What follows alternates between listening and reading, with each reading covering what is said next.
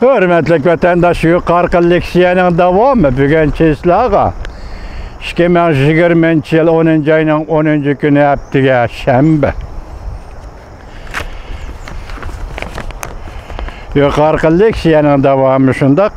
Davlat ishlar katibi Mike Pompeo Tayvan Amerika o'rtasida to'qinish, Tayvan Amerika Jungo o'rtasida to'qinish nuqtasi deb ko'rsatdi. Kechiringlar. Tayvan masalasida riyosatchi Conner mundaq dedi. Angliya pul muomala gazeti musha hafta Amerika Jungo ikki davlat o'rtasida Tayvan masalasi bo'yicha urushga kiramdi degan masalani muhokama qildi.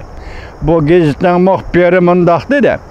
Davlat Majlisining ba'zi a'zolari harbiy ishlar mutaxassislari va ba'zi Beijingga qarshi qattiq qo'l arboblar Washingtondan Tayvanning mudofaasi bo'yicha aniq va'da berishini talab qilishdi.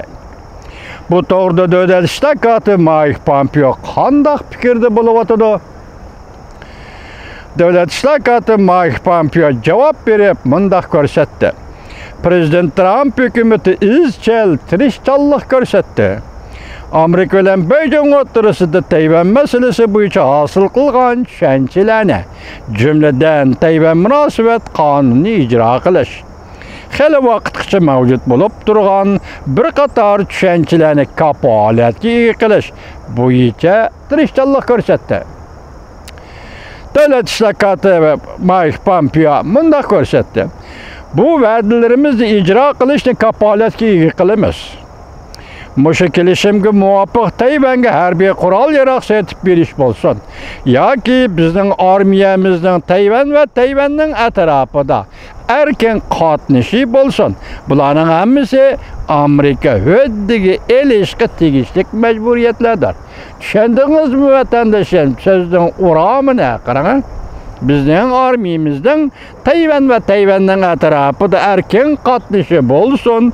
Bularning hammasi Amerika huddiga elishga tegishli majburiyatlardir. Jungo Amerika munosabati o'zliksiz yomonlashayotgan bir paytda Washingtonning Tayvan bilan bo'lgan munosabatni yuqori ko'tarishi Beijingning noroziligini qo'zg'adi. Beijing harbiy parxod, harbiy aeroplanlarni avatib, Tayvan bo'g'izi o'rta liniyasida uchib o'tib, Tayvan bo'g'izi vaziyatining jiddiyligini texnik jiddiylashtirib, hamda Amerika Jungo o'rtasida Tayvan masalasi bo'yicha urush portlamdi deydigan ansirashlarni keltirib chiqardi. Muxbirning ziyorati jarayonida davlat ishlar katibi e'tirof qilib, Davlat ishlar katibi Mike Pompeo e'tirof qilib bunday ko'rsatdi. Tayvan masalasi haqiqatan bir to'qinish nuqtasidir.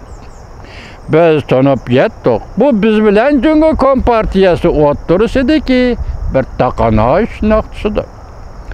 Biz bunday bo'lishini xohlamaymiz.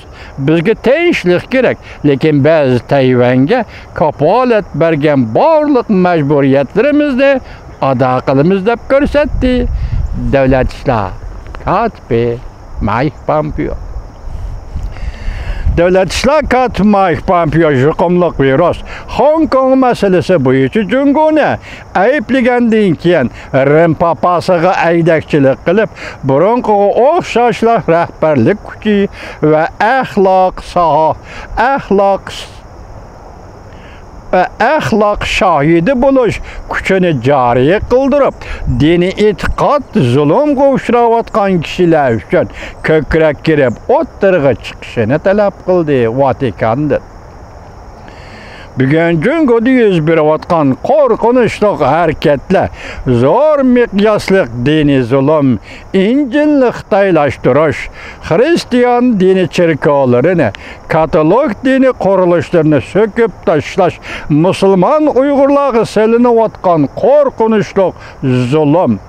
Bugun Xinjiangda mustamlika Uyg'uristonda yuz berayotgan ishlar 1930-yillardan keyin biz ko'rib turgan ishlardan ham qabih harakatdir.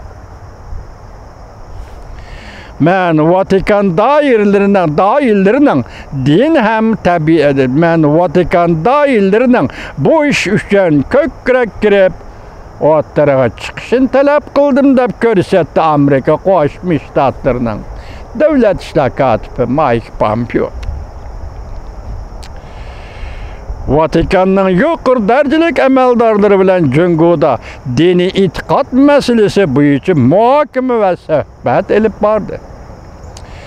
Mike Pompeo, Dövlət İşlər katibi Mike Pompeo, Amerika Qoşmuş Ştatlarının Vatikanda turuşluq elçixanası 9 ayının 30 günü uyuşturğan muhokama yığınında Dövlət İşlər katibi Mike Pompeo Cünguda dini itiqad erkinliği zərbəyə uçravatıdı.